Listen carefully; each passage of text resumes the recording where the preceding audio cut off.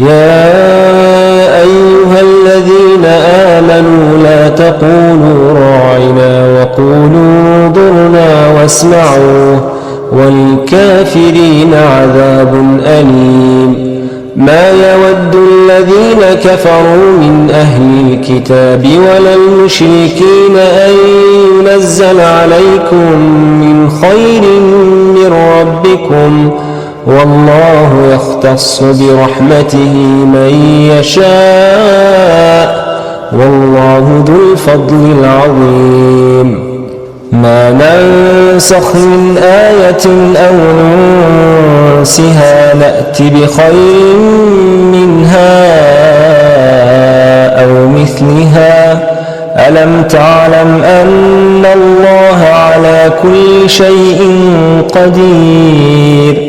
ألم تعلم أن الله له ملك السماوات والأرض وما لكم من دون الله من ولي ولا نصير؟ أم تريدون أن تسألوا رسولكم كما سئل موسى من قبل؟ ومن يتبدل الكفر بالإيمان فقد ضل سواء السبيل.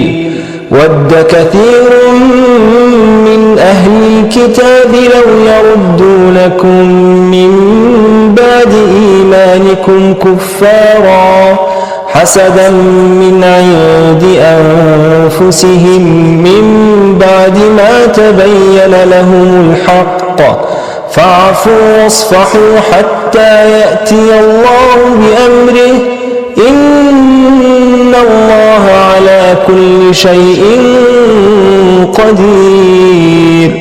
وأقيموا الصلاة وآتوا الزكاة وما تقدموا لأنفسكم من خير تجدوه عند الله، إن الله بما تعملون بصير.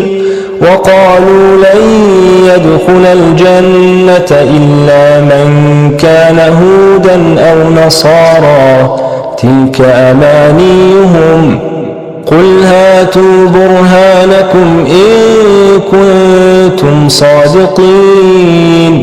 بلى من أسلم وجهه لله وهو محسن فله أجره عند ربه ولا خوف عليهم ولا هم يحزنون.